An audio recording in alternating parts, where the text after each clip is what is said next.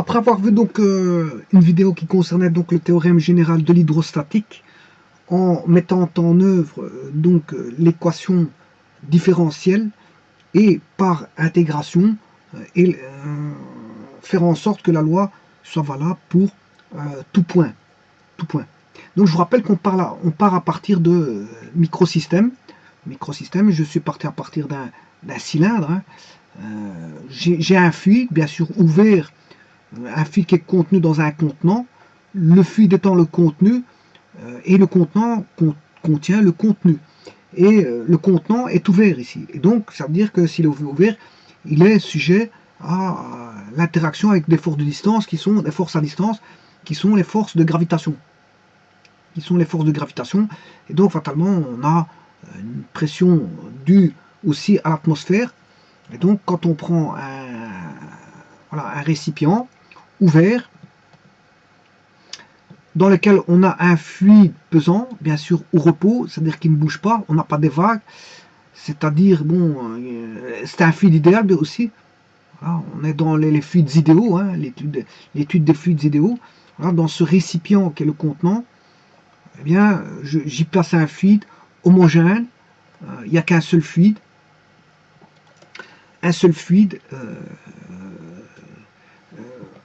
dans le contenant. Il est ouvert, donc il est pesant, il y a l'action de la pression atmosphérique, et ceci étant le système, j'ai considéré donc un fluide idéal, au repos, et avec une surface libre du liquide qui est horizontale. La surface libre du liquide est ici horizontale, et non pas en pente, sinon on aurait une composante horizontale de la gravitation. Voilà, donc on a une horizontalité du liquide qui est au repos, il n'y a pas de vagues parce qu'il est au repos, il est en équilibre. Et on applique l'équation de ceci provient de l'équation de la statique des fluides, somme des forces égale à 0, avec un axe bien sûr qui est mis à partir de 0 ici, et dirigé vers le bas. Voilà, vous pouvez le diriger vers le haut, c'est pas un problème, vous allez avoir des signes opposés. Voilà, vous mettez le 0 à la surface libre du liquide, et bien sûr, là vous mettez un axe, et à partir de là, vous, comme le liquide est au repos, vous extrayez un sous-système qui est un cylindre, voilà, et bon, là il est en équilibre. L'équilibre, bon, on a des pressions, il y a une pression qui est présente partout, aussi bien au niveau de la paroi, c'est une pression locale, pression de force, comment on appelle, des forces, je ne sais plus comment on appelle ça, des forces pressantes, au niveau de la paroi. Dans tous les cas de figure, cette force est perpendiculaire, la pression est perpendiculaire à la paroi. Donc si vous avez une paroi qui est en oblique, la pression sera perpendiculaire à la paroi. Sachant que le fluide est au repos, hein. On a un fluide au repos ici. Et donc là, on a une pression qui est locale, située tout le long de la paroi. Voilà, c'est la force pressante qui n'existe uniquement là où il y a la paroi. Et on a une pression qui est là, tout autour de la paroi. Force d'interaction entre le liquide, qui est le fluide, entre le fluide, qui est liquide, qui est le système, et le monde extérieur, qui est la paroi. Donc là, on a toute une force qui est présente ici, et donc des pressions qui sont présentes localement, ainsi que des pressions qui sont présentes partout. Partout dans les liquides. Voilà, et ça c'est bon, la pression voilà, donnée dans un fluide. Elle existe partout dans le fluide, la pression. Et elle est sur une même horizontale. Sur une même horizontale, la pression, elle est la même partout. Voilà, sur une même horizontale. Voilà. Donc on sait bien que la pression, bon, j'ai tiré tout d'abord un sous-système qui est un cylindre, et j'ai fait l'étude du sous-système ici, qui est un cylindre. On a fait, voilà, l'étude a été faite sur ça, pour trouver l'équation différentielle, ainsi que l'équation différentielle. Mais avant ça, on avait un microsystème, hein, un microsystème avec une surface delta S du cylindre, une hauteur delta X, et donc un volume delta V. On avait un micro-volume qui était un cylindre, et qu'on a, bien sûr, dès le moment où vous l'enlevez, là il est en équilibre, quand il est au sein du liquide, il est en équilibre. Si vous l'enlevez, vous l'isolez, vous devez rajouter les forces la force d'interaction pour maintenir le cylindre en équilibre. C'est-à-dire qu'il y avait une force qui était normale à la surface de cette direction-ci, une force à la normale à la surface en bas. On avait, comme on a un fluide pesant, mais le sous-système ici, qui est le microsystème, pèse, il pèse, et on a aussi voilà, des forces latérales qui s'annulent parce que l'action égale la réaction tout autour, voilà, du cylindre. En latéral, les forces s'annulent. Quelle que soit la hauteur, les forces s'annulent en latéral. Donc il ne reste plus que des composantes normales de force sur la surface donc, de haut et sur la surface de bas en bas, ainsi que les forces de gravitation qui sont dérivées vers le centre de la Terre. Et une fois qu'on étudie ce micro-volume, mais on instaure à la limite, quand on établit la limite quand delta V tend vers 0, mais on a un niveau infinitésimal. Et donc ça permet d'écrire les équations différentielles. C'est une équation différentielle variable séparable qu'on résout par calcul d'intégration. Et donc à ce moment-là, on trouve la loi au niveau macroscopique. Vous voyez qu'on est passé d'une loi microscopique à une loi super microscopique, parce que ça c'est infinitésimal. Le cylindre ici, il est microscopique, c'est des delta, delta S, delta X, delta. Mais quand on passe à la limite, quand delta V tend vers 0, ben, le delta S tend vers 0, delta X tend vers 0. Et donc, fatalement, on a du dx. dx et donc du dp. Et si vous voulez, là, c'est une loi différentielle. On intègre pour trouver la loi macroscopique, une fois entre deux points. Entre deux points, par exemple 0 et 1. Et là, on trouve que la pression, on a un point, quel qu'il soit, de l'axe X. Voilà, bien sûr, quand on est au sein du fluide, la pression est variable en fonction de la position. Elle dépend de la position. Voilà, donc en fait, elle dépend de la hauteur. Dans un fluide, la pression dépend de la pression initiale. Ici, qu'on a ici, on a une pression P0. La pression P0, plus une composante de pression dépendant de la hauteur, mais aussi dépendant de la masse volumique. Vous comprendrez que ça dépend aussi de la masse volumique. Donc elle dépend de la position, ou si vous voulez de la profondeur du point envisagé, et de la pression initiale, c'est-à-dire à la surface du liquide, et bien sûr dépend du liquide. Parce que le ρ ici, le ρ est une composante qui est dépendante du type de liquide. Alors le G dépend du lieu, en fonction de l'altitude, la latitude, etc. Donc là, ça dépend du lieu. Mais le G varie sensiblement. Par contre, le ρ varie suivant le liquide que l'on prend. Alors le ρ ici, il est constant. Pourquoi? Parce qu'on a affaire à un liquide incompressible totalement, parce qu'on a un fluide idéal. C'est un fluide idéal. Et en plus de ça, c'est un fluide homogène, c'est-à-dire que le ρ il est partout le même. On n'a pas de liquide différent. Voilà. Et donc ça c'est la loi du théorème de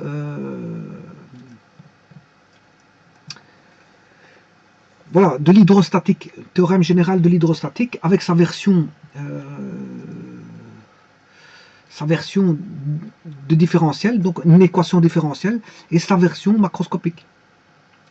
La pression en un point donné X, la pression en un point donné X, bien sûr par rapport à une référence, il faut un repère qui est posé, voilà, avec le 0 qui soit posé, un vecteur de base I, un vecteur unidimensionnel. Voilà, une fois qu'on a posé ça, on peut calculer la pression en un point X du fluide. Voilà. Attention qu'ici, non, parce qu'il n'y a plus de fluide, ici, il n'y a plus de fluide. Le fluide termine ici, il termine là. Il va aller de 0 jusqu'à X limite. Voilà, X limite, c'est la profondeur maximale, voilà, que le liquide possède. La profondeur maximale du liquide. C'est la hauteur maximale du liquide. Bon, ici, le liquide va jusqu'en XL, pour un repère donné posé, avec la surface libre du liquide qui est le niveau 0. Donc je vous ai dit ici à la pression atmosphérique qui agit, et donc par exemple ici le P0 vaudra la pression atmosphérique. Donc c'est la pression atmosphérique plus ρGH, ρ c'est la masse volumique du liquide, G la gravitation, voilà l'accélération de la pesanteur, et H c'est la profondeur, ou si vous voulez là où vous voulez calculer au point donné x, supposons que je veux chercher ici en x là, eh bien ce sera la hauteur de là là, par exemple. Voilà.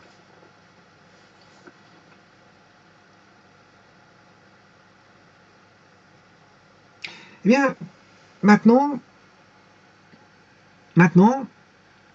on va faire un système via la théorème du général de l'hydrostatique.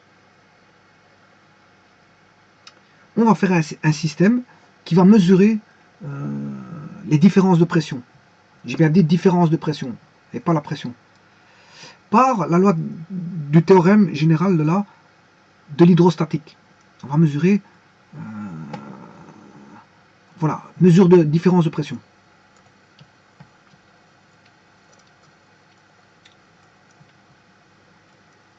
Donc, qu'est-ce qui mesure les différentiels de pression? C'est ce qu'on appelle des manomètres.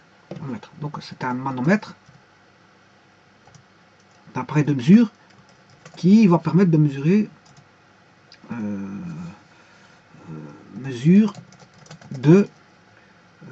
d'une différence de pression, d'une différence de pression, ou si vous voulez mesurer une pression différentielle. Voilà, mesurer une pression différentielle.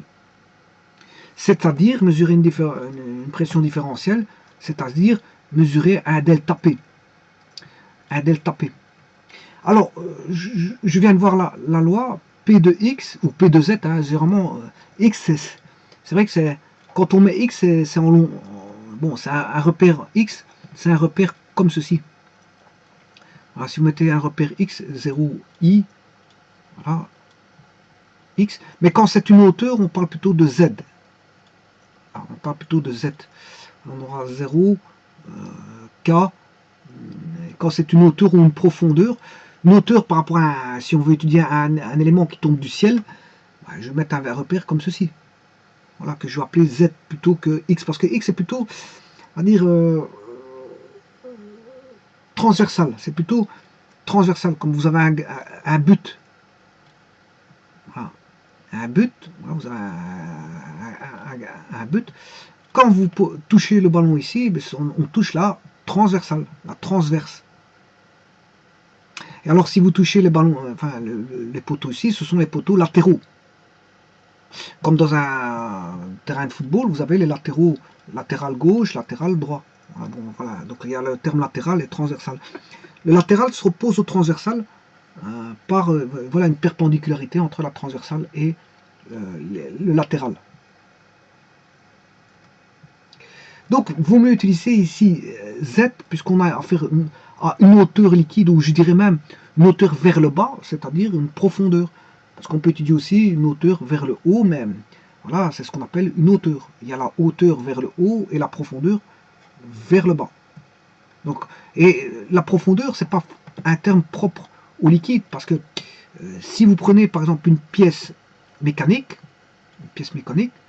voilà, par exemple, je sais pas moi, un parallélépipède rectangle. Voilà, j'ai un parallélépipède rectangle comme ceci. Vous forez un trou ici. Eh bien, ce trou-là va avoir une certaine, ce qu'on appelle profondeur. Donc, vous voyez que c'est pas propre au liquide. Hein. Trait d'axe, ça, ce sont des traits d'axe. Bon, un trait, c'est fort, entouré d'un petit tiret, d'un grand trait, d'un petit tiret, d'un grand trait. Ça, c'est un trait d'axe, pour signifier qu'il y a un axe. Et donc l'axe ici, bon, les deux axes, bon, c'est le centre où là vient la mèche, la pointe voilà, du forêt. Voilà. Vous avez une forêt comme ceci, hélicoïdale. Et là, normalement, vient ceci pour faire un trou sur l'axe. Faites un trou sur l'axe. Donc tout ça, c'est pour vous dire que la profondeur, c'est pas un terme propre au liquide. Profondeur, ça veut dire bon, c'est une hauteur vers le bas. C'est une hauteur vers le bas. C'est profond. Quand vous êtes situé en référence au niveau O, ben, vous regardez vers le bas, vous avez une certaine profondeur. Donc un puits, même s'il est vide, on a une profondeur de puits. La profondeur, ce n'est pas un terme approprié uniquement pour les liquides. Non, on peut avoir ben, voilà, un trou d'une certaine profondeur, alors qu'il n'y a pas de liquide dedans. Profondeur, c'est plutôt une hauteur vers le bas. C'est quand on regarde du niveau haut vers le bas, on a une profondeur. Alors que quand on est en bas, on regarde vers le haut, on a une hauteur. On ne parlera pas de profondeur, mais de hauteur. Voilà, donc ici, on va calculer la pression différentielle, delta P. Alors, on va déjà prendre les devants. Vous allez voir que ça va ressembler à ceci. Alors, je vous rappelle que P de Z, je viens de vous dire que la profondeur, c'est Z plutôt que X. C'est la pression initiale à la surface du liquide, la surface libre du liquide, fois ρ GH. Alors, si je fais PZ moins P0, j'ai une différentielle de pression. Voilà, j'ai une différentielle de pression et je peux mesurer, si vous voulez, je vous rappelle que P0, c'est la pression initiale, c'est-à-dire pression au niveau de la référence, qui est, voilà, la surface, généralement, la surface libre, quand j'ai un système, comme je vous ai montré tout à l'heure. Mais on n'a pas toujours un système que je vais vous montrer tout à l'heure, on a d'autres systèmes. D'ailleurs, ici, le manomètre n'est pas tout à fait le même système que le système précédent. Le système précédent, c'était ceci, il y a un système ouvert. Donc ici, j'ai voilà, une surface libre du liquide avec une certaine pression ici. Et si c'est ouvert à la pression atmosphérique, le P0 vaut la pression atmosphérique. Voilà. Mais on n'a pas toujours ce système-là. Hein. Voilà, vous allez voir que dans le manomètre ici, je n'ai pas ce système-là. Donc le P0, ce n'est pas toujours la pression atmosphérique. Vous allez voir que le P0, c'est pas toujours la pression atmosphérique. Mais en tout cas, on va mesurer le différentiel de la pression par une pression de référence que l'on a, connue. Voilà. Enfin, on va mesurer une différentielle de pression. Différentiel, on va mesurer PZ moins P0, outre en connaissant le ρ, le G et le H. Connaissant le G, bon, le G, en un lieu, il est constant. Hein. Si vous êtes dans un endroit bien précis, vous connaissez le G. Le ρ, ben, c'est le fluide que vous allez mettre. Vous allez avoir une certaine masse volumique de fluide. Donc voilà. Et en mesurant uniquement la hauteur, la hauteur, vous aurez le différentiel de pression. Mais attention que c'est un manomètre à pression différentielle. À pression, vous mesurez la différence de pression et pas une pression. C'est un manomètre à pression différentielle. Vous allez mesurer une différence de pression. Donc pour ça, qui dit différence de pression, pression différentielle, il nécessite deux pressions. P1, PZ, P0 ou P2, P1 ou P1, P0. Donc vous pouvez avoir soit P2 moins P1, c'est une pression différentielle, ou PZ moins P0, ou encore P1 moins P0. Je vais mettre quelques cas de figure. Je peux avoir P2 moins P1. Je peux avoir PA moins PB. Et je peux avoir PZ moins P0, comme c'est le cas ici. Bon. Dans tous les cas de figure, on va mesurer une pression différentielle. Donc c'est un manomètre à pression différentielle que je vais mesurer ici. Alors pour ça, il faut mettre le système en place. Alors je vous dis tout de suite, je n'aurai pas un système comme j'avais vu auparavant, hein, dans le principe. Mais en tout cas, je vais utiliser un espèce de principe de vase communicant. Je vais avoir un espèce de principe de vase communicant.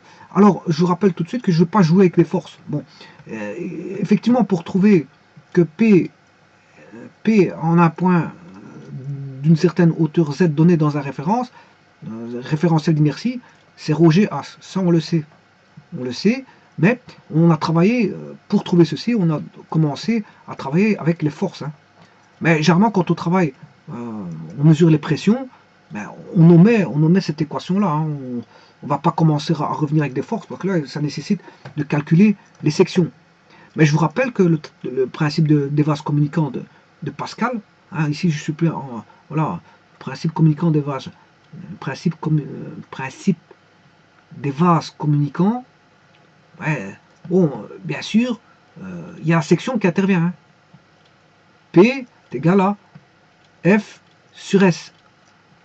Là, on a une section S1, donc ici j'aurai une section S1, j'ai une force F1, j'ai une pression P1, j'ai une pression P2 qui est égale à P1, est égale à F2 sur S2. Voilà.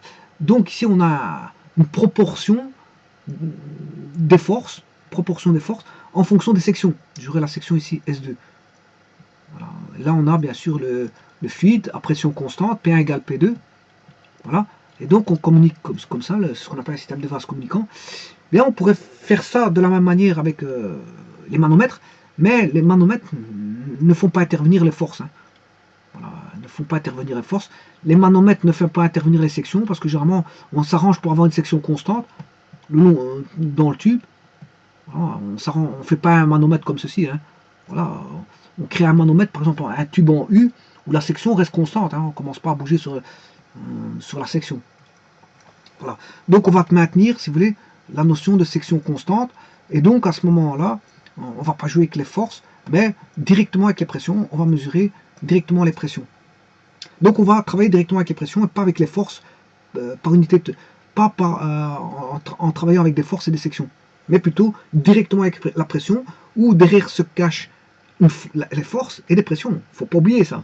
C'est pas parce qu'on travaille avec les pressions qu'il faille oublier qu'on a des forces derrière. Parce que les forces, c'est d'une grandeur directionnelle, c'est-à-dire 3 composantes. Enfin, la force a 3 propriétés, la direction, le sens et l'intensité de la force. Donc, la grandeur, ben, c'est sa norme, mais la direction et le sens, c'est fondamental. Vous allez me dire qu'ici tout est vertical, oui, il n'y a pas de problème, tout est vertical, mais il y a un sens. Il y a un sens des forces. Donc certaines vont agir de manière vers le bas et d'autres vers le haut. Hein, si vous avez un axe, uniquement un seul axe, ben, il y a des forces qui vont agir comme ceci, voilà, et d'autres qui peuvent agir comme ceci. Donc là, la direction, elle sera parallèle à un axe, donc on s'en fout de la direction. Par contre, le sens, on peut avoir des forces opposées. Donc si vous mettez 2 forces, ben, vous mettez 2 fluides. S'il y en a un qui a une force plus forte que l'autre, ben, le fluide va monter d'un côté. Hein. Mais on ne va pas le voir en termes de force, mais en termes de pression. C'est pour ça qu'il faudra faire très attention. On va omettre la notion de force, alors que la force est cachée derrière. D'ailleurs, je vous montrerai par après. Mais on va exclusivement travailler en pression, et ça, il faut savoir le faire. Savoir travailler en pression, c'est un petit peu omettre les sections, savoir ne pas voir les sections, alors qu'il y a des sections qui sont cachées derrière. Alors ici, pour les manomètres, on simplifie la chose, on met une section constante. Voilà. Et pour les forces, on essaie de pas trop les faire apparaître, mais en fait, elles apparaissent dès le moment où vous avez voilà, un basculement par vase communicant du feed d'un côté vers l'autre. On sait bien lequel qui sera le plus fort par rapport au premier feed ou le second feed. Voilà, si je fais voilà, 2 feeds, l'un dans l'autre. Voilà. Bien feeds qui sont, comment on appelle ça, qui ne se mélangent pas. Hein. C'est des fluides, voilà, des fluides qui ne se mélangent pas. Voilà. Alors, bien sûr, maintenant je vais entamer donc cette étude du manomètre à pression différentielle.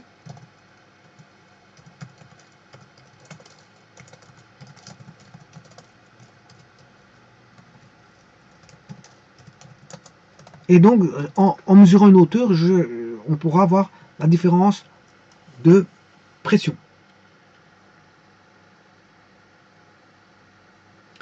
Alors, avant de voir le fonctionnement des manomètres, ici je vais mettre un tube en U. Je vais mettre un manomètre, un tube. Il existe différents types de manomètres. Hein. On pourrait s'amuser. Hein. Je vais mettre un tube en U, un U comme ceci. De nouveau, un U comme ceci, un U comme ceci. Voilà. Bon, il existe différents types de manomètres. Voilà. Bon. Ici, moi, je parlais dans la complication dans un premier temps. On va tout simplement faire un simple U. Un simple U. C'est-à-dire que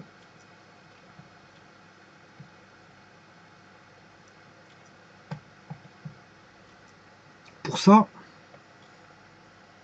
bon, je vais le construire. Donc il faut le contenant. Il faut un système contenant, puisqu'on va avoir un fil dedans. Donc, on s'arrange pour avoir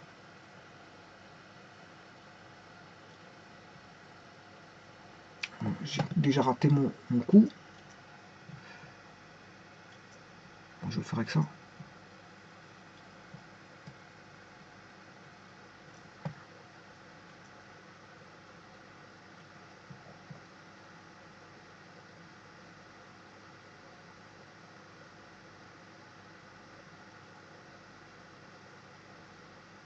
Voilà. Alors ça va constituer mon manomètre. Enfin, mon tube en U. Hein.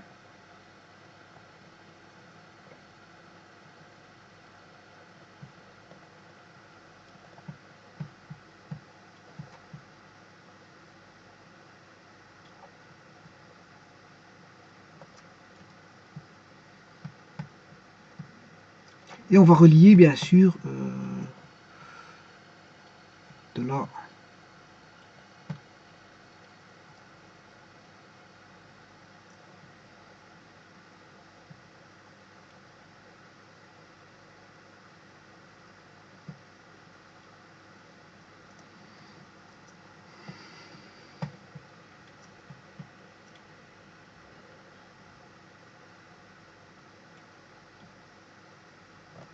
Vous voyez que la section, elle est maintenue constante, hein, pour éviter, je veux dire, des surcalculs à cause des surfaces. Je maintiens une surface constante partout. Une section, plutôt une section constante partout.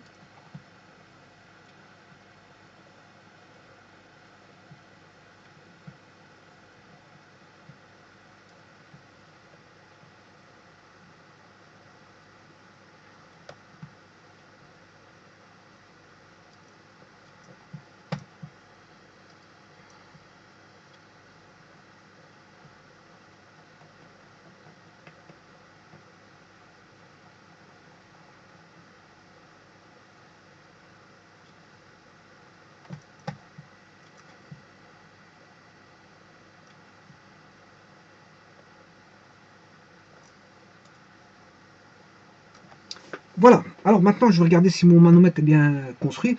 Alors pour ça, je vais le mettre à l'équilibre. La pression est la même sur une même horizontale, hein, quand il est à l'équilibre. Alors je mets ici voilà, mon plan, mon isobar, hein, c'est ce qu'on appelle une isobar, c'est-à-dire un plan pour lequel la pression est la même sur une même horizontale. Donc j'ai une pression ici P au point que je vais appeler... je vais mettre des dénominations. Attention qu'il faut que je trouve mes dénominations. Hein. Je vais l'appeler par des lettres. Bon, les lettres, j'en ai suffisamment. A, B, C, D jusqu'à Z. Voilà, donc je peux l'appeler par... voilà, mon point A. Voilà. La pression qui est ici. Et la pression qui est là, bon, sur une même horizontale. J'ai raté mon coup. La pression qui est ici. Voilà. PA. Au niveau A. Est la même que là. Bon, je vous rappelle qu'il y a un axe qui est posé. Hein. Il y a un axe qui est posé, si j'indique A, voilà, mon niveau de référence, peut-être le 0, peut-être ici. Bon. Là, il y a un axe qui est posé, mais c'est pour ça que je mets des lettres. Je mets des lettres. Alors, là, je vais mettre mon liquide.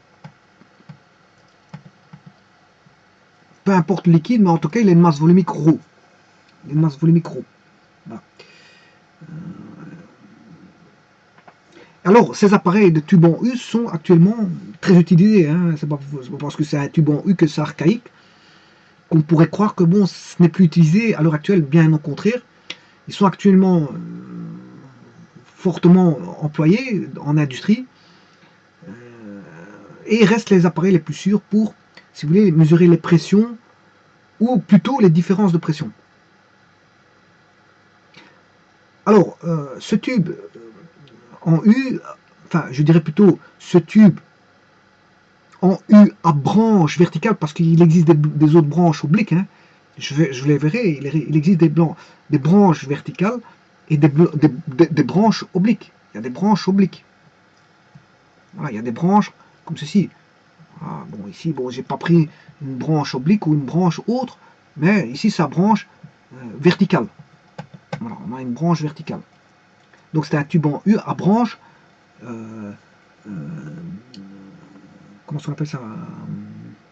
Donc, tube en U à branche vertical, donc qui contient donc un liquide que je vous ai mis en bleu.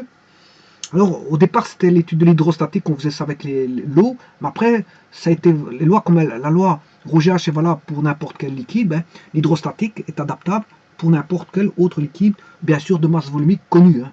Bon. Alors ici, ce qu'on connaît, c'est bien sûr la masse volumique du liquide, ρ. Voilà. Alors, le ρ, la masse volumique est connue, parce que le liquide, quand on a introduit un liquide, il faut au moins connaître sa masse volumique pour mesurer sa différentielle de pression. C'est pour ne pas avoir trop d'inconnus. C'est comme en termes de... voilà, je vous ai expliqué comment est-ce qu'on appelle ça, en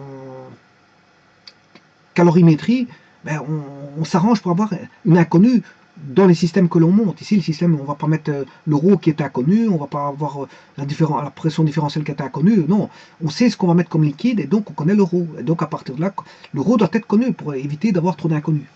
Voilà. Alors, ce liquide, on l'appelle le liquide manométrique. C'est ce qu'on appelle le liquide manométrique, c'est lui qui va permettre de faire si vous voulez, la mesure de différence de pression ou de la pression.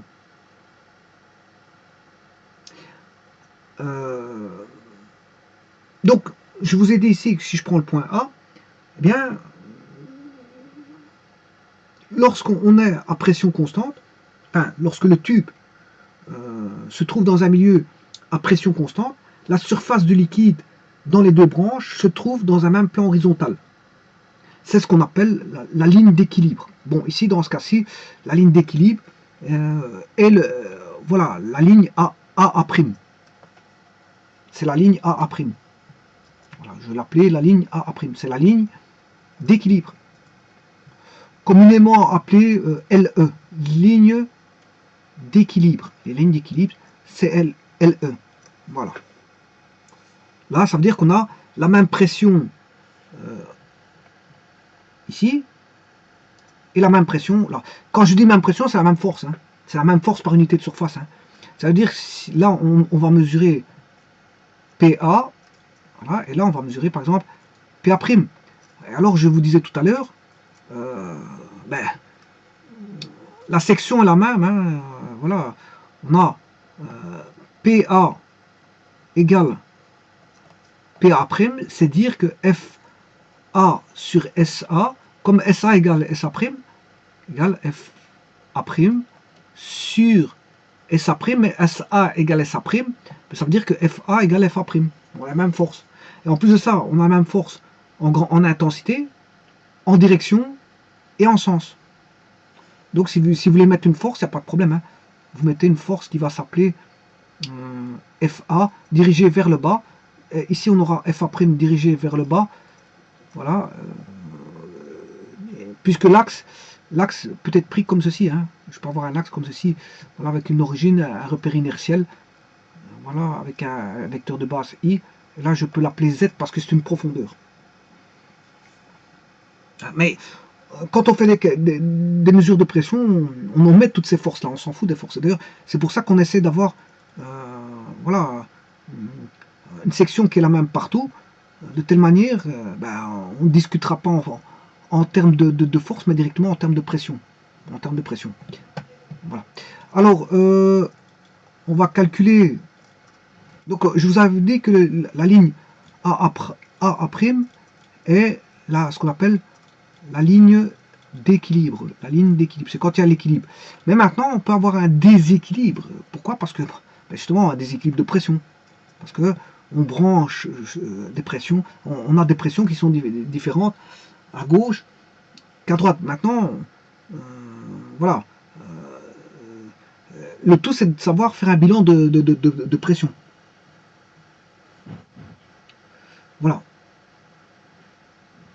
Alors, si on n'avait justement pas la pression qui serait la même en A et en A', on aurait un déséquilibre. Soit le liquide monterait, hein, si on a une plus forte force ici, donc une plus forte force par unité de section ici, par rapport à là je vais mettre la force FA, qui est comme ceci, une grande force, là une petite force, eh bien, on a les effets des vases communicants. On a l'effet des vases communicants. C'est-à-dire, et je vais le faire tout de suite, bon, je vais mettre une force à l'intérieur, mais je vais mettre avec une couleur différente. Hein. Voilà. Voilà. Bon, supposons que j'ai une force agissant comme ceci. Par unité de section, ben, la section, on sait bien qu'elle est la même à gauche et à droite. Hein. C'est un inverse communiquant avec une section identique à droite et à gauche. Là, on a une force FA. Voilà. Alors là, on a une force FA'. Voilà. Vous voyez que FA est beaucoup plus grand que FA est plus grand que FA'. Donc on a un déséquilibre. FA beaucoup plus grand que FA'. Bon, ce sont des vecteurs, on est d'accord, mais qui sont rendus scalaires. Hein. Comment? Ben, je projette sur l'axe OZ. Hein. En mettant dans un axe OZ, ben, en projection, ben, j'ai directement le FA devient un scalaire. Hein.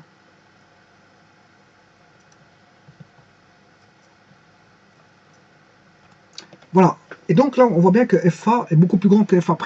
C'est-à-dire que si je divise par S, membre à membre, SA, voilà,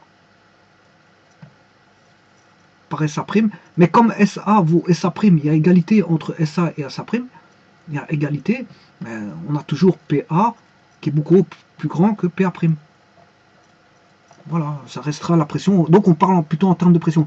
Mais en ayant ça, ça veut dire que le liquide ici va... la force étant plus grande ici, il y a un déséquilibre. Hein.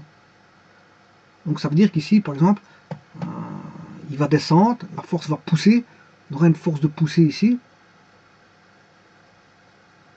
Ben, si ça pousse ici, il faut bien que le liquide aille quelque part. Donc il va remonter d'un certain volume.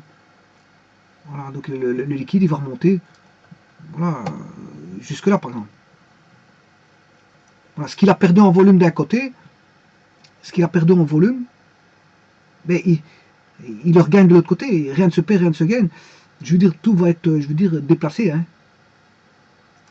Le liquide rho, la masse volumique, le liquide de masse volumique rho n'a rien perdu en matière. Ce qui s'est passé, c'est juste un déplacement. Un déplacement, comme il y a un déséquilibre, la force vient déséquilibrer le système, on a un déplacement qui fait en sorte que on a un volume qui était ici, hein, je vais mettre le volume, hein, il faut que je le mette avec une certaine couleur. Ce volume ici, rien n'a été perdu, rien n'a été gagné, par contre ce volume-là s'est retrouvé ici.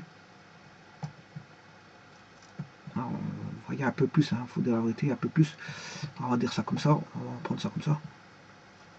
Rien n'a été perdu, rien n'a été gagné, tout a été déplacé. Rien n'a été gagné, rien n'a été perdu, tout a été déplacé d'une même quantité de volume. Donc le volume, si vous voulez le volume là qui a disparu, on a V1, où est ce volume là V1? Mais il est là, il est là. Le volume il est là. Donc ça veut dire que si V1, je vous rappelle qu'un volume c'est une section fois ici une hauteur. Voilà. Bien, je peux retrouver ici le volume, hein, puisque j'aurai V2, mais V2 égale à V1. Voilà. V2 égale V1.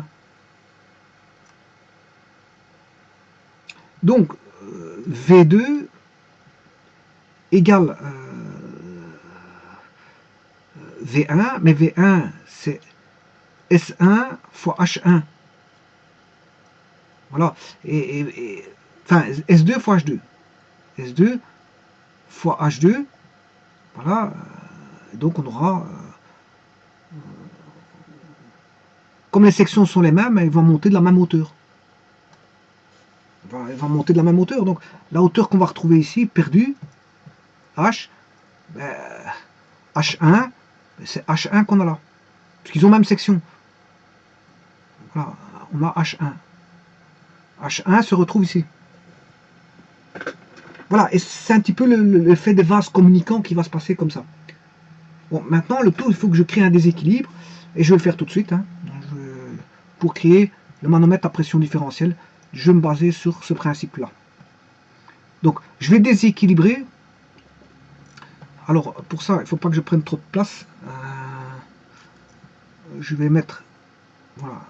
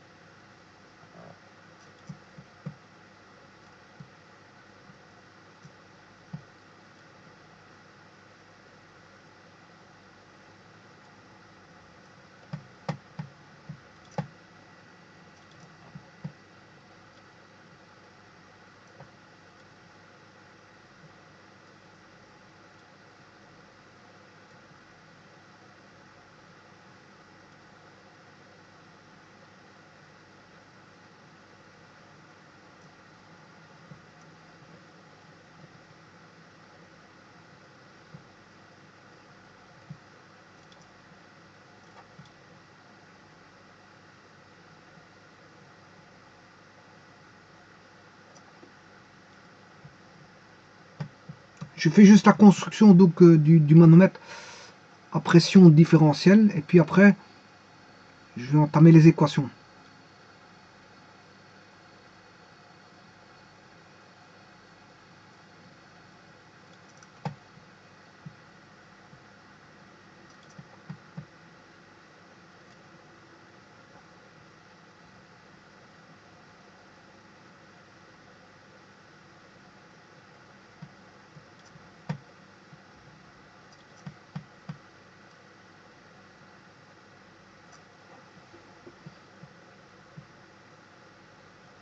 Alors, les ouvertures, où sont-elles? On a une ouverture ici. On a une ouverture ici.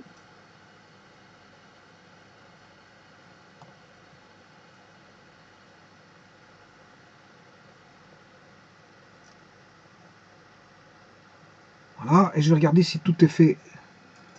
Voilà, dans les règles de l'art. Je vais tester ceci. Ok. Ouais, ici, j'étais un peu trop loin. Bon, je vais le mettre en quelle couleur? Le bleu.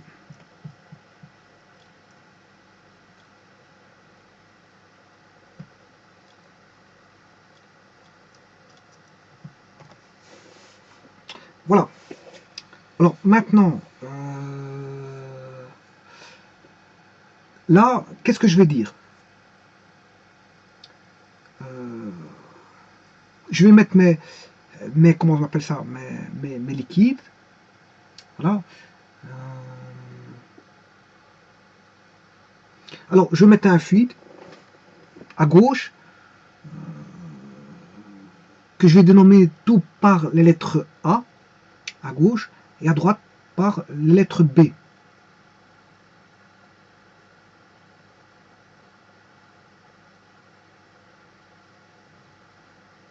Et bien sûr, comme on a un déséquilibre, on aura une élévation de hauteur donnée du côté de la pression. La hauteur va s'élever du côté de la moins faible et se réduire du côté de la plus forte. Voilà. Alors, je vais mettre mon plan d'équilibre de tout à l'heure, que je vais appeler le plan d'équilibre E', parce que j'ai besoin du point A, B pour celui-ci. Là, je vais la dénommer.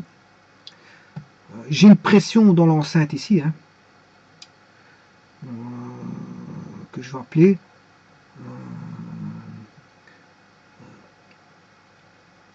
Bon, je vais mettre le point A ici.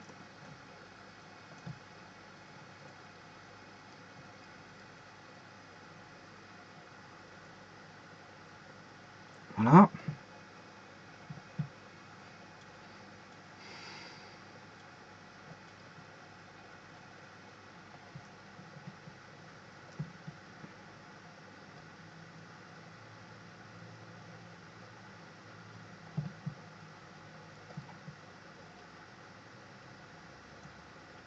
Alors supposons que l'équilibre, avant de mettre ces deux pressions-là, parce que j'ai une pression ici, hein, j'ai une pression, bien sûr, le point A étant ici, alors j'ai une pression PA, le point A étant là, voilà. Alors, j'ai une pression ici, enfin j'ai un point B, j'ai une pression au point B. Bien sûr, c'est deux liquides différents, hein, voilà, je vais calculer par pression différentielle. Donc j'ai bien mes deux pressions PA, PB. Pour calculer ma pression différentielle, hein, je pourrais mesurer un différentiel de pression grâce à ce système-là, et rempli de liquide manométrique. Voilà, rempli de liquide manométrique.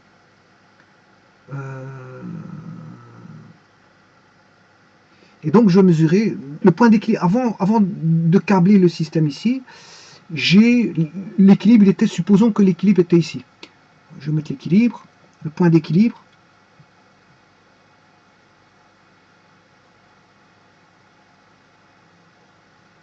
Voilà, ça c'est le point d'équilibre. Donc le point à l'équilibre. Que je vais appeler, bon, équilibre, ça se dit avec la lettre E, je vais utiliser la lettre E. Comme ça, bon, je sais bien que j'ai l'équilibre ici, à ce niveau-ci. Donc, l'équilibre va se noter par voilà, un point que je vais mettre ici, E, et là, un point que je vais mettre E'. Voilà. Alors maintenant, ça veut dire qu'au départ, l'équilibre était comme ceci. Hein.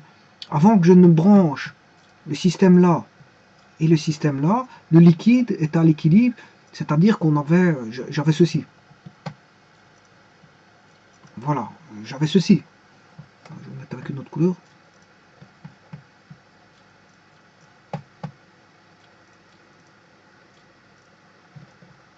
Au départ, on avait ceci. Je ne sais pas. Ouais, compris.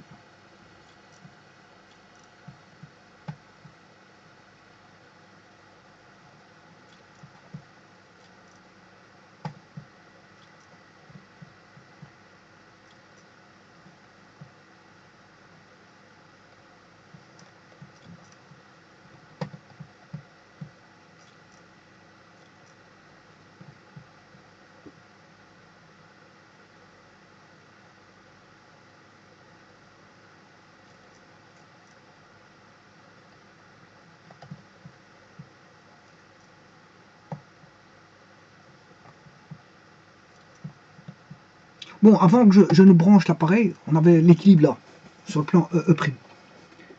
Voilà. Alors, maintenant que je branche bon, les deux appareils, il y a un déséquilibre qui va se faire. Et donc, supposons que celui-ci va monter jusque là. Voilà.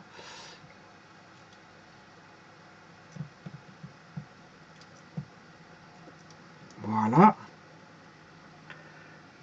Donc, ce qui veut dire que là, il est monté jusque là. Comme ici, j'ai pris le par hypothèse.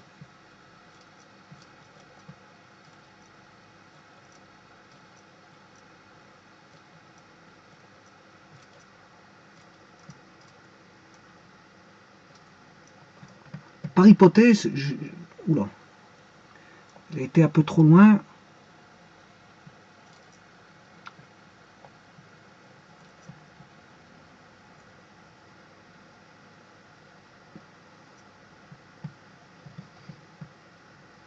Par hypothèse, je prends la pression PB plus forte que la pression PA.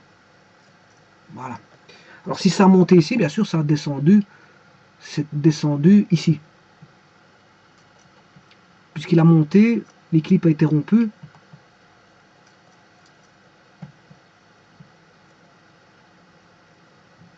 Voilà, il est descendu comme ceci.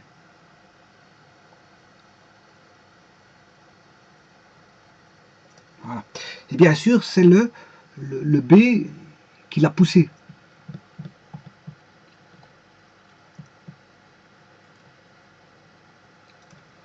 Je m'excuse.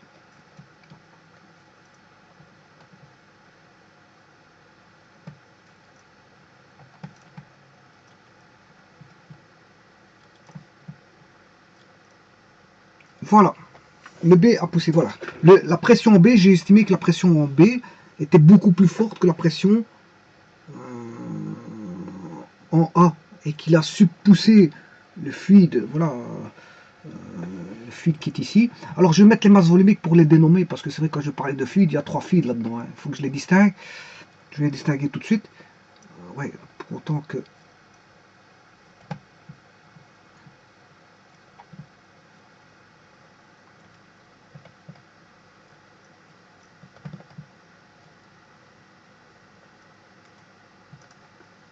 Alors celui-ci, c'est le fluide de masse volumique. Ouais.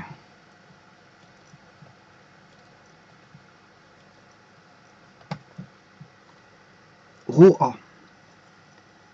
Voilà. Celui-ci, c'est la masse volumique Rho A. Lui, il a une masse volumique Rho B.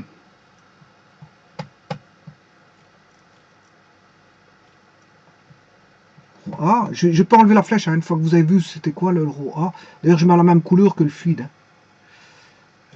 Voilà.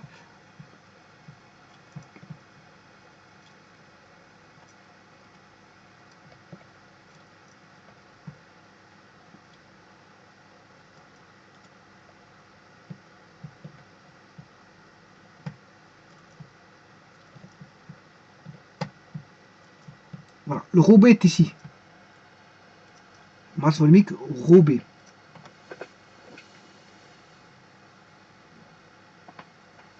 Voilà. Je retire la flèche pour vous dire c'était quoi le Rho B. Bien sûr, il faut mettre... Voilà. Je l'appelle Rho B. Maintenant, vous voyez c'est quoi le Rho B. C'est la masse volumique du fluide qui se trouve à droite. Et qui pousse sur le fluide qui se trouve en bas. Et qui fait remonter voilà, le tout pour faire remonter le fluide de masse volumique ρ A. Et donc celui-là, c'est la masse volumique ρ. Donc on a 3 masses volumiques. Bon, je vais retirer la flèche. Maintenant, vous savez bien qu'il y a 3 fluides. Un fluide de masse volumique ρ A, qui est à la pression PA. Un fluide de masse volumique ρ, dont on ne connaît pas la pression, mais on va pouvoir mesurer sa pression différentielle grâce à PA et PB. Et on a à droite un fluide de masse volumique ρ B à une pression ρ B qui va pousser. Ici, il pousse parce qu'il est plus fort. Hein. La pression est plus forte en B. J'ai considéré par hypothèse que c'était lui qui était plus fort. J'aurais pu considérer que c'est l'autre qui est plus fort. Elle fait remonter dans l'autre sens. Mais bon, ici, pour donner des explications, il faut bien un choix. Je peux prendre l'autre choix, que ce soit l'un ou l'autre, que ce soit la pression PA qui soit plus forte à gauche et qui fasse remonter le liquide en noir vers le haut à droite, ou que ce soit le liquide à gauche qui soit plus fort en pression et qui fait remonter le fluide en noir à gauche. Bon, ça c'est une question, je veux dire, de choix. J'ai choisi que la pression PB était plus forte que la pression en A. Donc le liquide en noir va remonter. Donc le problème à ça, c'est que il faut 3 fluides. Pour mesurer une pression différentielle, il faut 3 fluides, dont 2 fluides dont on connaît bien sûr les paramètres. Deux fluides, on connaît les paramètres connus. Quand je dis on connaît les paramètres, il faut connaître la pression PA-PB. Hein, parce que si vous ne connaissez pas PA ni PB, je ne sais pas moi. Voilà, on sait lire PA-PB. Voilà. Et alors on a un fluide où on ne connaît pas la pression. Dont la pression inconnue. Mais on va mesurer le différentiel de pression. Voilà. Donc on a 3 fluides, 2 fluides connus, pour lesquels on va mesurer les pressions PA-PB, et grâce à PA-PB, on pourra mesurer le différentiel du fluide de masse volumique ρ. On pourra mesurer sa pression par différence de pression, PA moins PB. Voilà, donc je vous disais que si on relie donc la branche de gauche à une enceinte contenant donc un fluide de masse volumique ρA sous pression PA et la branche de droite à une enceinte contenant un fluide de masse volumique ρB et sous pression PB, le liquide va s'élever d'une hauteur. Alors, quelle est cette hauteur? Ben, je vais la fixer à H1. Donc, la hauteur est ici. Elle s'élève d'une hauteur H1 par rapport au point d'équilibre. Hein. Voilà. Donc ici, on a une élévation d'auteur.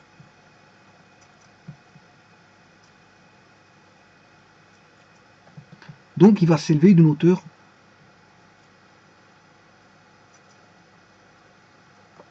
H1. Voilà.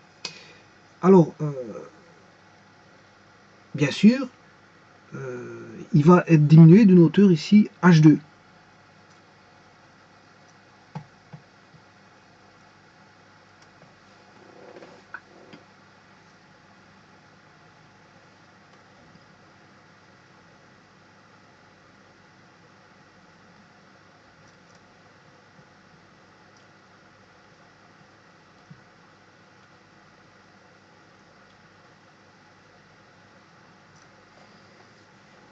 Voilà, H2.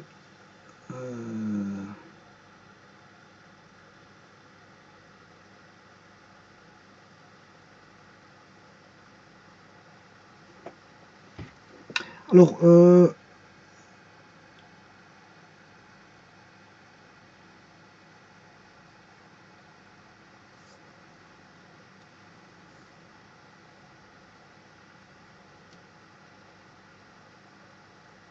ici, je ne fais pas l'hypothèse que H1 égale H2 ici. Hein. Je ne fais pas cette hypothèse-là. Je la ferai par après. Je la ferai par après. Alors, qu'est-ce qu'il nous faut encore?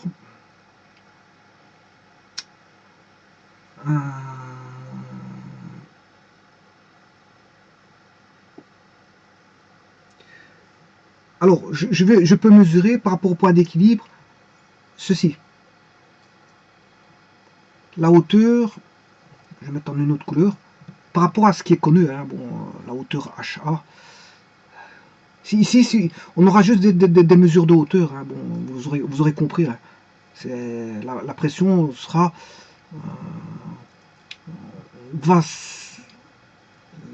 les pressions vont se résumer à des variations de hauteur. Voilà, et ça, ce sera la hauteur HA.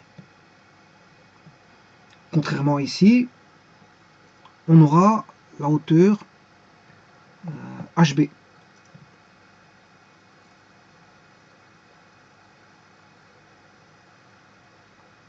Vous voyez qu'on a quand même quelques hauteurs qui apparaissent. Hein, voilà, ça c'est les hauteurs par rapport au point d'équilibre. Donc j'ai HA. HA qui était...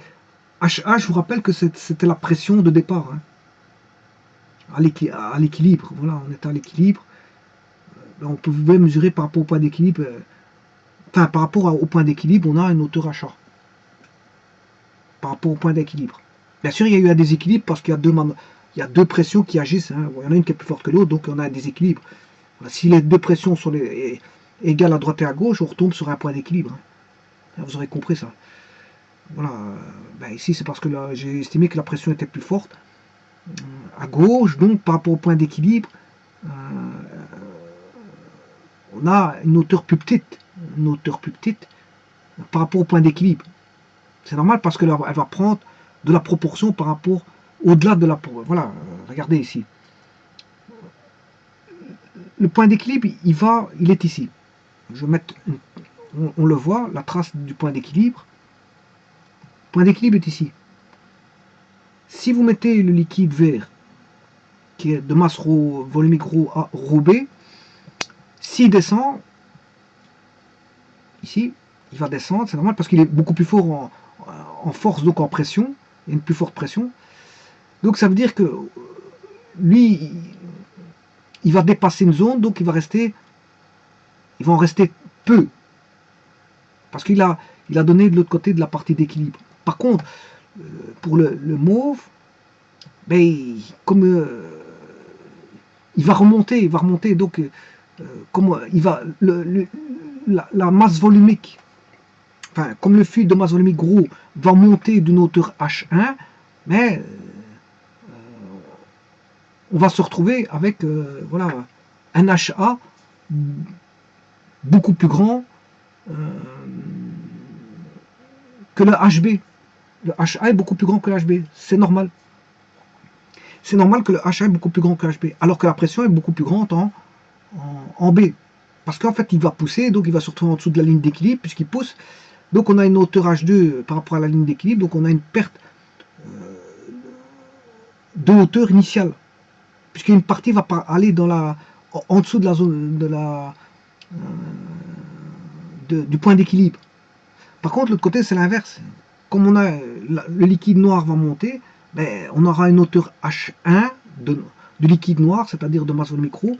Donc ça veut dire que le liquide mauve, ben, je veux dire, va perdre par rapport au point d'équilibre une hauteur H1. Donc c'est normal que s'il perd déjà une H1, il faut bien que le mauve remonte, il va remonter d'une certaine hauteur H1, ben, il va se retrouver une hauteur HA beaucoup plus grande que HB. Puisque d'un côté, le HB, ben, il va descendre en dessous du point d'équilibre, il va perdre voilà, H2 par rapport au point d'équilibre. Par contre, l'autre, il va monter par rapport au point d'équilibre. Voilà, et c'est normal que HA est beaucoup plus grand que HB. Voilà.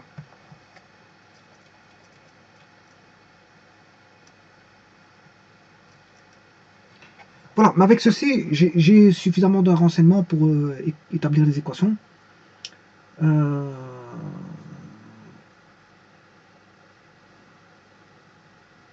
Alors, l'hypothèse de H1 égale H2, c'est dans le sens où on a les mêmes sections. Hein.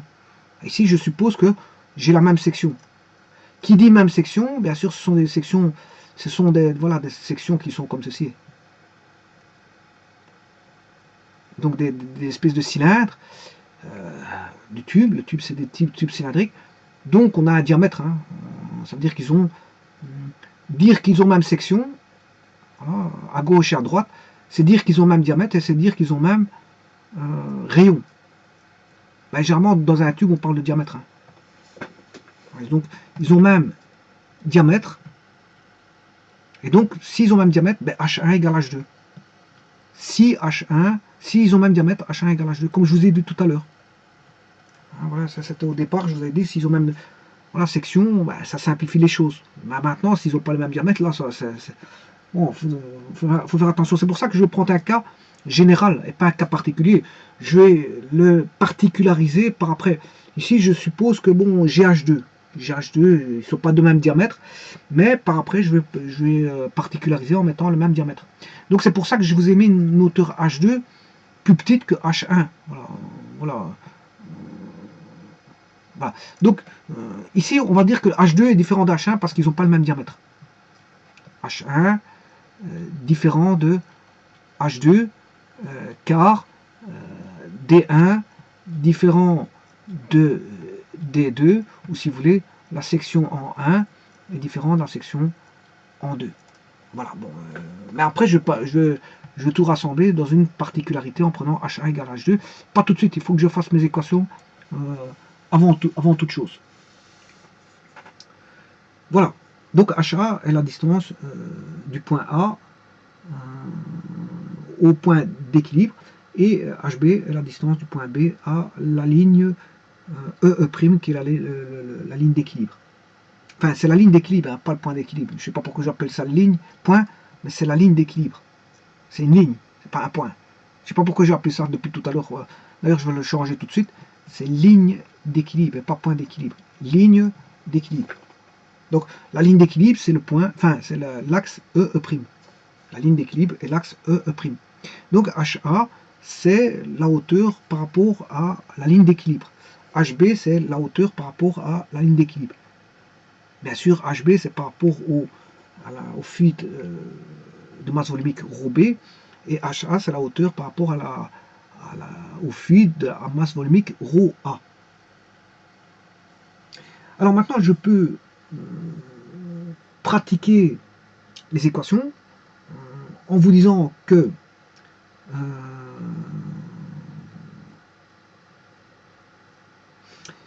il faut que j'aille chercher le niveau le plus bas. Je vais chercher le niveau le plus bas du fluide. Je vais le mettre dans une certaine couleur. Le niveau le plus bas du fluide, il est ici. Voilà, ça c'est le niveau le plus bas du fluide noir. Parce qu'il y a un niveau haut, je vais vous mettre en... Voilà, il y a un niveau bas du fluide et il y a un niveau haut. Voilà. Vous devez prendre le point le plus bas et ce point le plus bas, vous dénommez par... Voilà,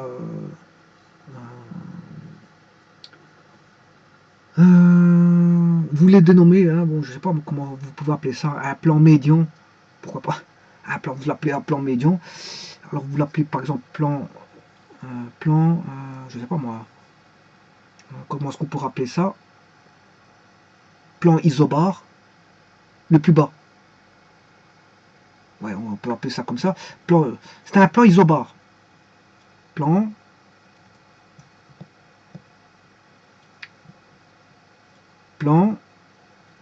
isobar. Bon, je vais l'appeler plan isobar dans le sens où je vais égaler les pressions ici en M et en M'. Là, je peux établir les équations de la, voilà, de l'hydrostatique. Je vais indiquer que la pression en M est égale à la pression en M'. Sur une même horizontale, la pression est la même.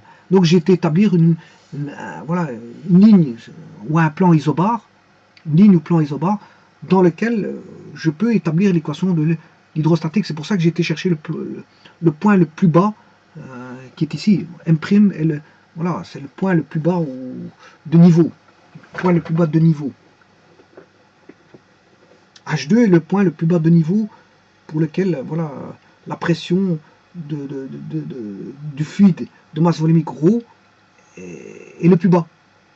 C'est la hauteur la plus basse du fluide de masse volumique ρ. C'est le point le plus bas.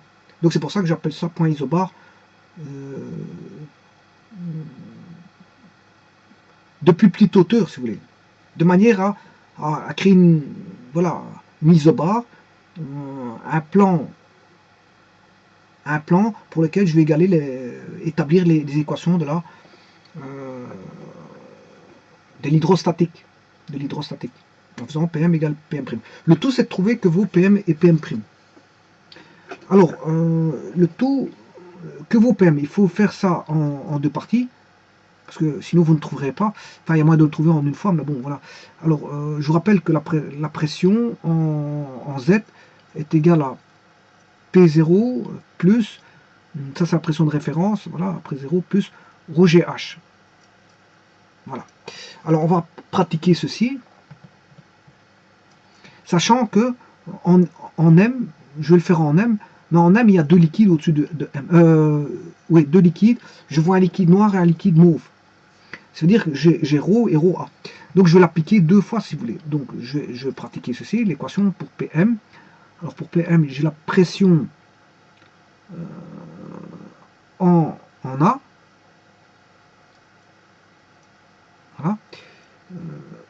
Plus la hauteur, sa hauteur, ρA, G,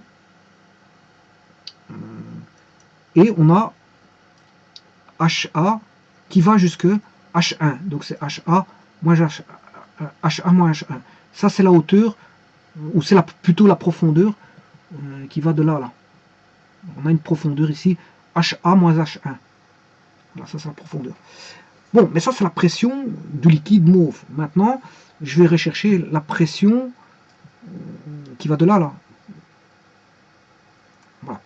Alors pour ça, je vais rechercher, je dois additionner à ça la pression.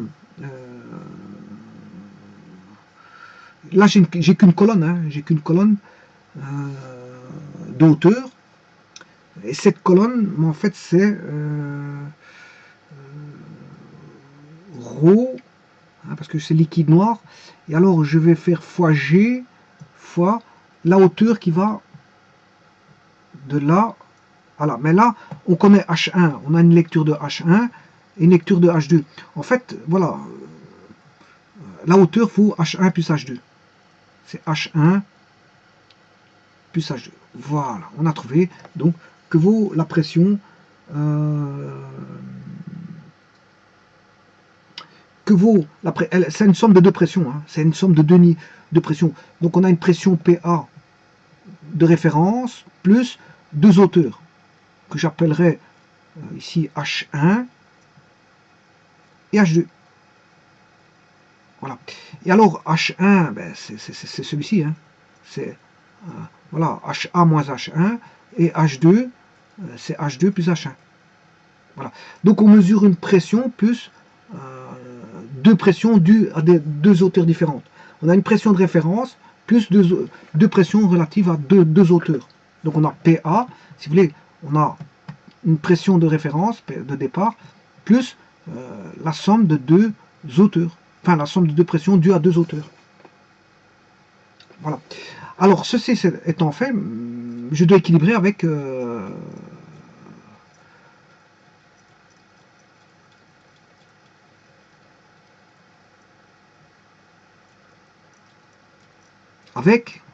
PM'. Bon, maintenant, je dois aller rechercher PM'. On fait la même chose, on a fait pour la partie gauche, on a pratiqué pour la partie gauche, on va pratiquer pour la partie droite. Alors, à droite, on a une pression PB. PB plus, là, on n'a qu'une seule hauteur. On n'a qu'une seule hauteur, qui est la hauteur qui va de, je vais vous le montrer tout de suite, de M' jusqu'à la hauteur de voilà, liquide vert. Donc,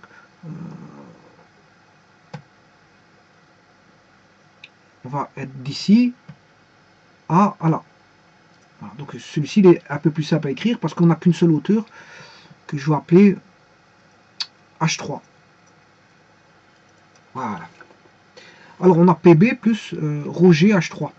Mais c'est ρB, G et H3. Il faut déterminer que vos H3 c'est HB plus H2. HB plus H2. PB plus HB plus H2. Voilà. On a nos équations. Hein. Bon, maintenant, HB plus H2. Maintenant, on peut tout trouver. Hein, on peut tout trouver. Bon, je vais égaler P, la pression est la même sur une même horizontale. Sur une verticale, c'est pas vrai, hein, parce que sur une verticale, elle dépend de la hauteur. Hein. Ne pas confondre, voilà, une portion de fluide qui est comme ceci, en horizontale, voilà, et une portion de fluide qui est en verticale. Hein. Là, en verticale, une portion de fluide va dépendre de H. Et c'est ce qui se passe ici, je calcule la pression avec des hauteurs. Par contre, là, la pression sur une même horizontale, voilà, elle est la même. PA est égal à PB. Voilà, sur une même horizontale. Et sur une verticale, elle dépend de la hauteur, ça n'a rien à voir. Et c'est ce que j'applique ici. Hein. J'applique les principes d'hydrostatique. J'applique les principes d'hydrostatique. Sur une même horizontale, la pression est la même en tout point d'un même plan horizontal, c'est-à-dire sur une isobare. J'ai une isobare, la pression est la même sur une isobare. Voilà, sur une isobare, là, où sont les pressions identiques? Ben, sur une isobare. Donc on a des couches d'isobars en différentes hauteurs. Différentes hauteurs, on a des isobars différentes. Voilà, si vous voulez, on a des isobars qui sont comme ceci.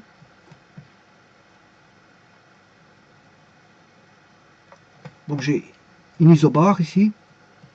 Des plans, ce sont des plans comme ceci. Hein. Voilà, là j'ai une isobare juste en dessous. Voilà.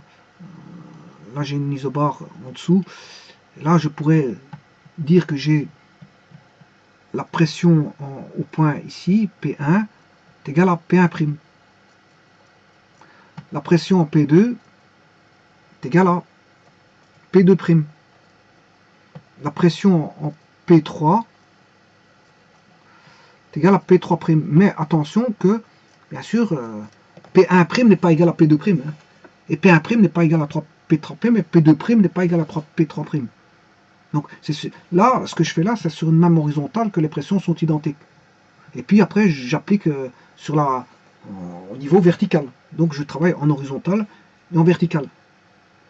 En horizontal pour signifier que la pression est la même sur une même horizontale, et sur une verticale pour dire que la pression varie en fonction des hauteurs. Bon. Ayant mis ceci, maintenant je peux tout calculer. Je fais juste l'équation là. J'égale l'horizontalité avec ce qui devrait être, les isobars sont égalés,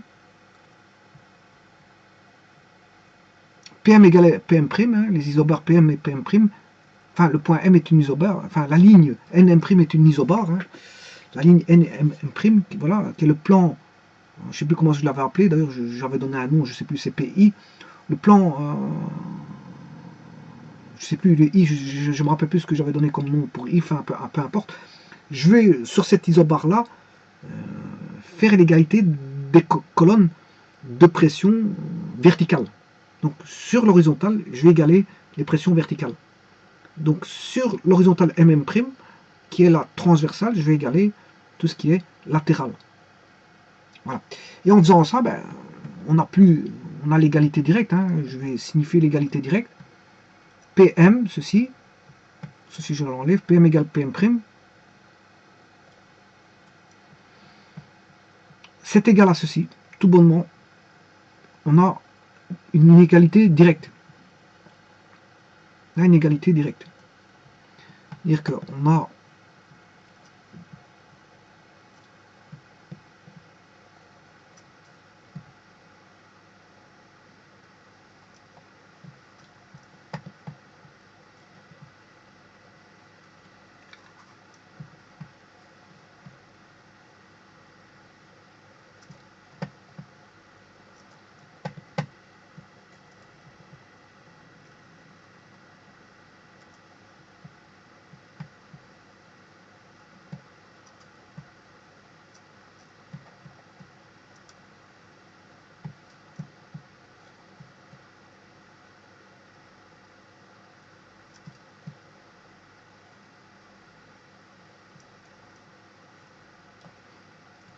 et ceci c'est égal à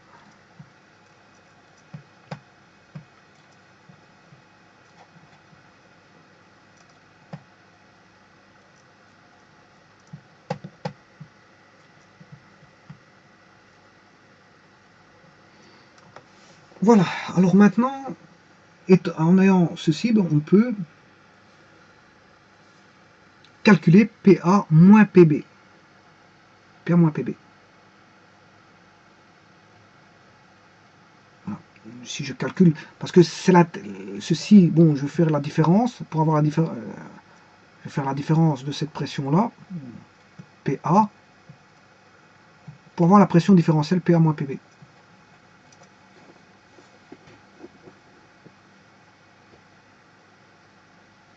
Voilà.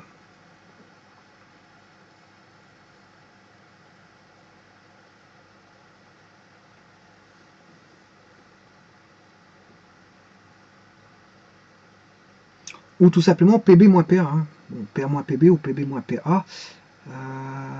La pression plus forte est du côté de PB. Bon, je vais faire PB moins PA. Comme ça, j'aurai un nombre positif. La pression est plus forte en B, puisque j'ai estimé qu'elle était plus forte en B. Je vais faire PB moins PA pour essayer d'avoir quelque chose de positif. Donc, ben on va faire ça, PB moins PA. Pour ça, on va tout réarranger.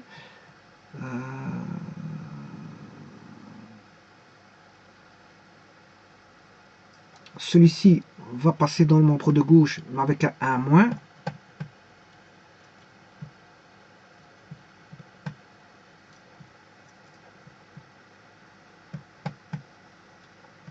Voilà, celui-ci devient un moins. Il n'y a plus de plus parce qu'il passe dans le membre de gauche.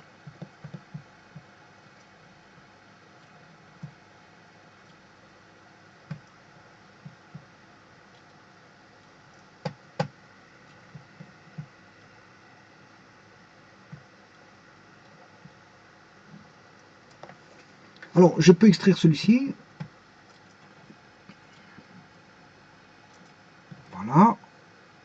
Et ainsi, j'ai déjà mon PB moins PA.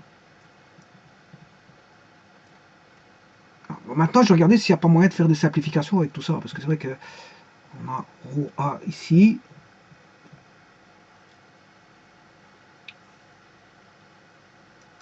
Voilà. Donc maintenant, je vais renoter PB moins PA, c'est ceci. Voilà. Qui est égal à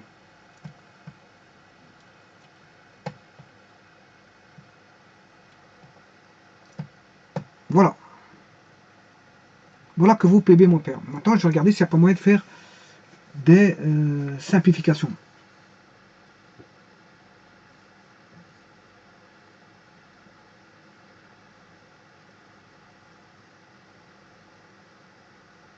Alors, ça c'est l'équation générale, hein, c'est une équation générale. Je vous ai dit que si je considère, maintenant je vais faire des petites hypothèses pour essayer de... Voilà. Je vais faire en sorte que HB et HA soient le même. C'est-à-dire que je vais mettre au même niveau. Alors, HB, je les mets au même niveau. C'est-à-dire que je vais faire une hypothèse dans le cas où ils sont au même niveau. HA égale HB. Alors ça, j'ai plus besoin. Supposons qu'ils sont au même niveau.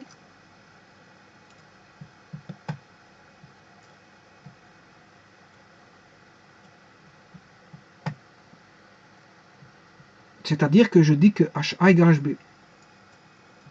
Alors, je vais quand même en avoir besoin, donc j'aurais dû jamais effacer. Je vais quand même en avoir besoin. Supposons que HA et HB soient de même niveau.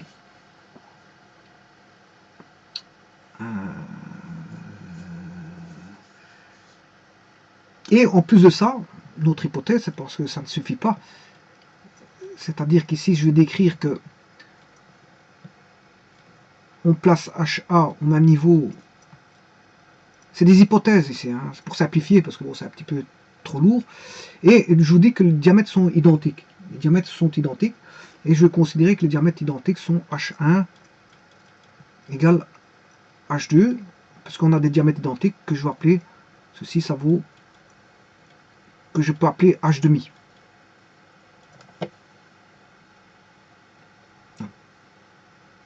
Parce que H1 plus H2, ça fait H. Voilà, H1 plus H2, ça fait H. Je considère que H1 plus H2 fait H. Donc, de là à là,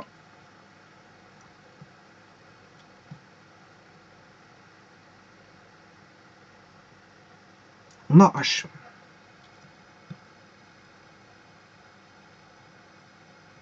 Voilà. Si H1 plus H2 égale H, et que H1 égale H2, on a 2H1 égale H. Donc, H1 égale H demi, et H2 égale H demi. Donc, H1 égale H demi, et H2 égale H demi, parce que H1 égale H2. Et que, voilà. Alors, avec ça, est-ce qu'on peut simplifier maintenant l'équation?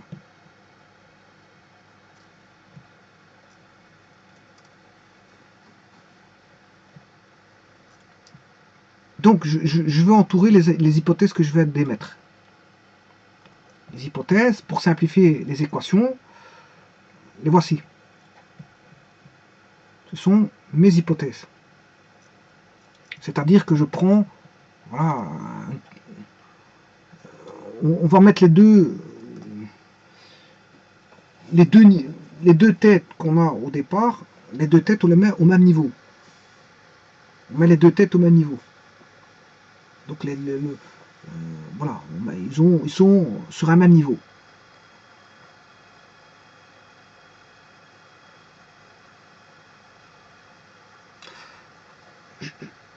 Voilà, et alors, et HA vaut HB, au même niveau. Voilà. Donc, je peux redessiner ceci, hein, en faisant les hypothèses suivantes.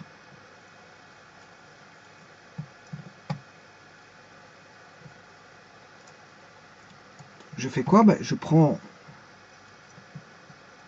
la première boule, voilà, la seconde, elles sont au même niveau. Voilà.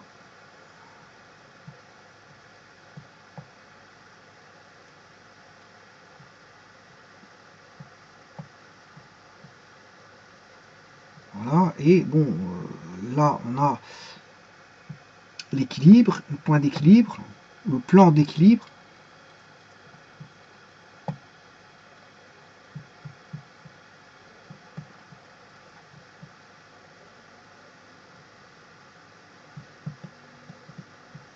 Là on va se retrouver avec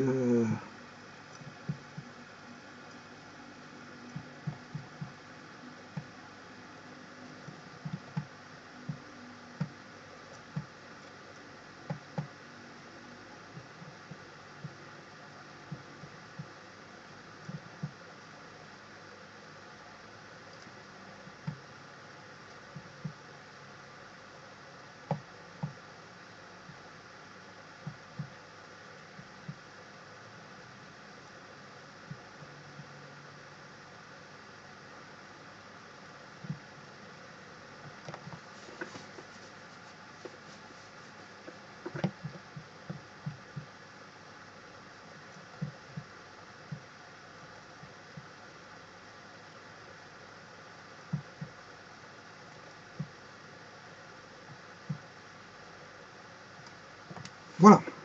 Alors bon, les hypothèses, si vous avez bien compris, normalement, la hauteur ici, H1, est égal à H2. H1 égale H2.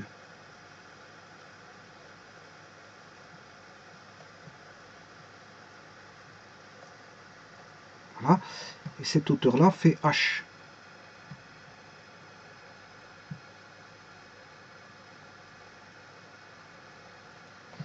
Elle fait H. Et là, sa pression PA se mesure par rapport au même niveau que celui-ci.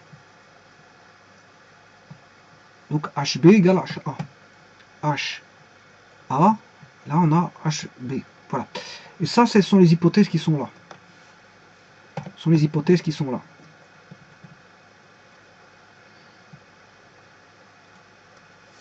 Voilà. Et voyons voir maintenant si au niveau des équations ça ne change pas grand chose. Et bon, on va faire en sorte aussi pour simplifier la donne, une autre hypothèse, que ici ρ A vaut ρ B. Comme ça, je n'ai pas deux fuites différents, hein. Je prends qu'un seul fuite et ça suffit. Voilà, ρ A. C'est pour simplifier la grande équation qu'on a au-dessus. Hein. Bon, voilà. Et alors à ce moment-là, le liquide, il est... Ici, il est... Voilà. Il est vert. Voilà, on n'a plus deux liquides différents, on n'a plus trois liquides, trois fluides, mais on n'a plus que deux. Voilà. On n'a plus ρ A. Comme ρ A vaut ρ B, ben on a ρ A ici et ρ A.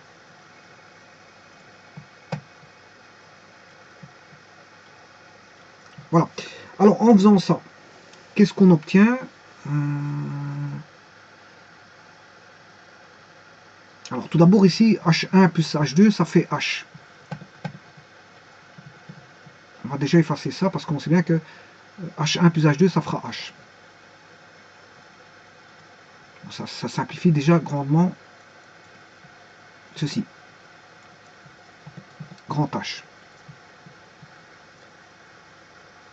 Voilà. Alors le ρ A, il vaut ρ B. Je vais simplifier. Enfin, je vais plutôt mettre ρ A ici. Voilà. Alors, HA vaut HB. Là, je vais mettre HA.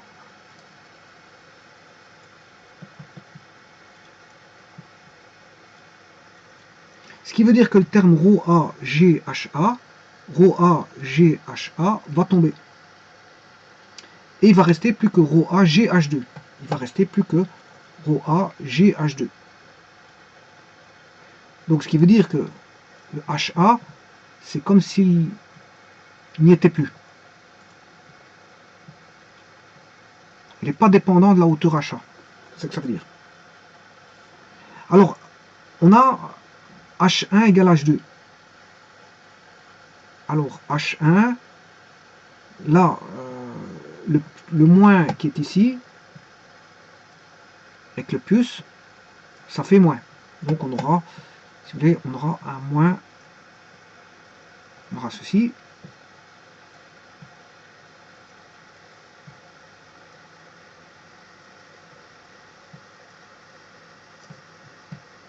Voilà. Et il en est de même pour celui-ci. On aura moins, moins,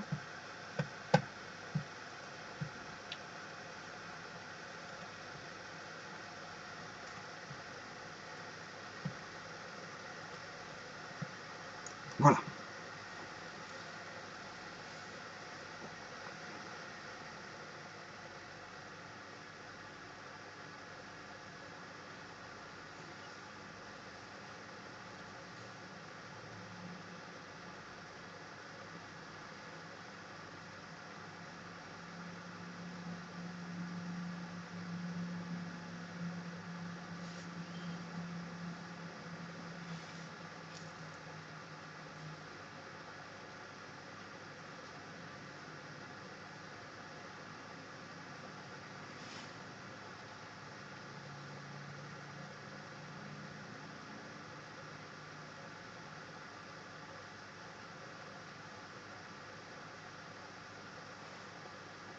Bon, ce qui veut dire que j'ai ρGH,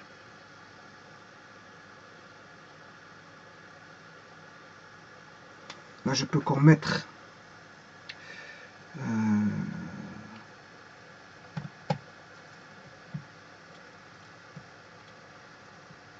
ρ A G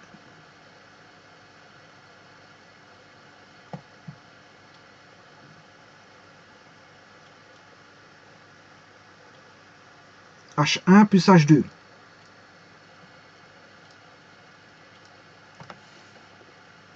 Ça c'est H demi.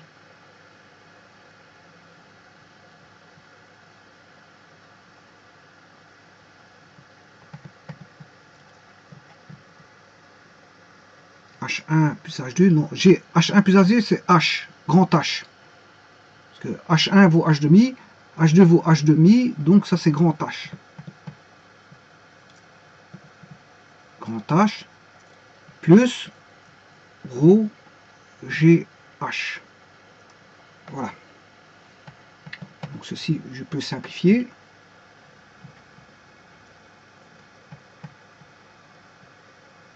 Cette écriture-là n'est autre que PA moins PB n'est autre que ρGH moins ρAGH.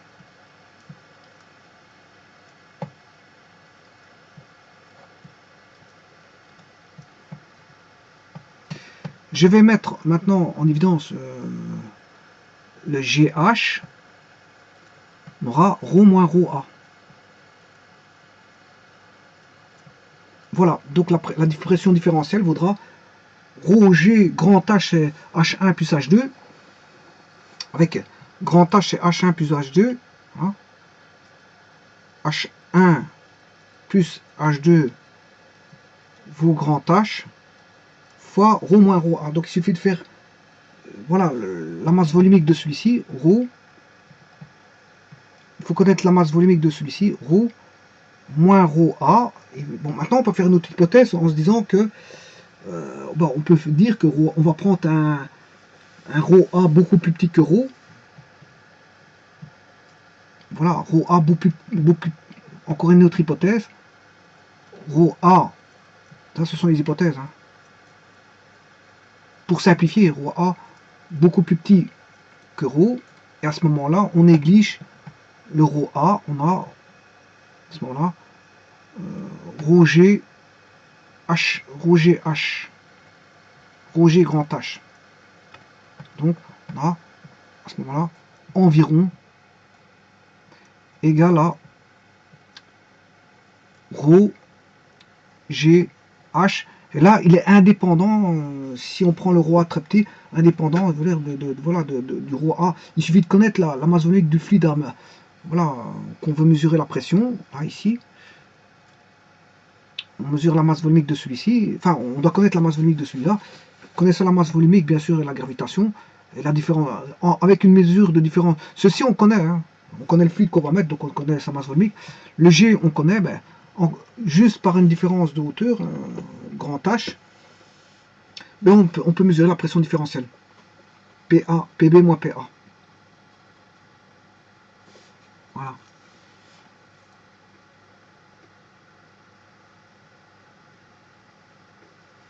Donc, bien sûr, avec toutes ces hypothèses-là, bon, c'est quand même énorme comme hypothèse, simplificatrice, voilà, c'est pour simplifier et avoir des équations moins lourdes. Hein. Pour avoir des équations moins lourdes. Voilà, avec ça, on a des équations moins lourdes. On a 4 hypothèses. Rho A égale Rho B, Rho A plus petit que Rho, HA égale HB, H1 égale H2 égale une hauteur que j'appelle grand H divisé par 2. Puisque H1 plus H2 vaut grand H. On a 1, 2, 3, 4 hypothèses pour formaliser une équation plus simple, beaucoup plus simple.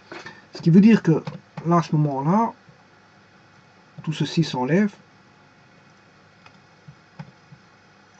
Et la pression différentielle, que je vais appeler delta P, qui vaut PB moins PA, vaudra rho GH, environ rho GH.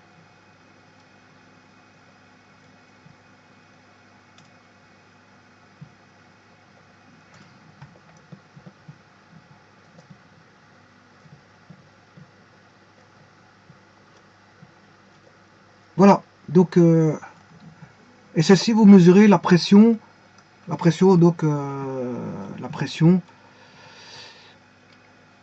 la différence de pression grâce à, en mesurant la hauteur. On a la pression différentielle, la mesure différentielle de pression en mesurant la hauteur. Donc, d'une façon générale, qu'est-ce qu'on peut dire que la différence de pression est fonction donc, de l'indication du manomètre, de la position géométrique, donc du manomètre, et de la nature des fluides. Comme l'a montré, si vous voulez, les équations tout à l'heure. Hein.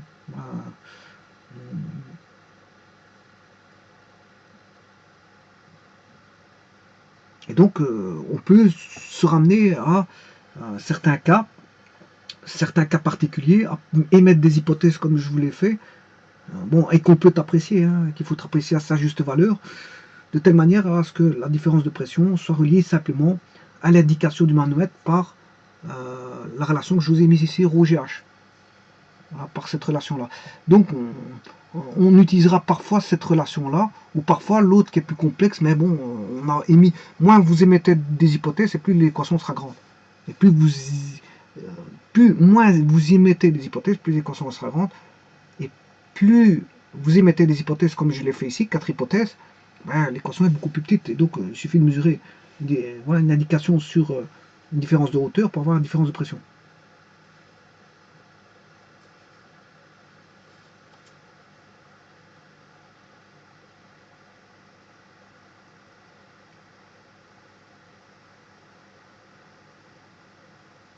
Bon, et alors, bon, dans l'équation que je vous ai montré tout à l'heure, on peut avoir des termes correctifs. Pas dans celle-ci, hein, dans l'autre, on peut avoir des expressions qui peuvent être négligeables vis-à-vis de l'erreur commise lors de la lecture, si vous voulez, de la hauteur H1, petit H1 et petit H2. Voilà, et donc là, je vous ai mis, avec les hypothèses, voilà, une formulation appréciable, voilà, en gros, on va dire quelque chose de grossier, à première approximation, voilà, de calcul de variation de pression, de mesure de variation de pression vers un manomètre en U, en émettant des hypothèses et en mesurant uniquement voilà, une hauteur, vous savez, voilà, ça c'est grossier, on va dire c'est grossier, parce qu'on a émis quand même quelques hypothèses. Voilà. Voilà, je vous remercie beaucoup.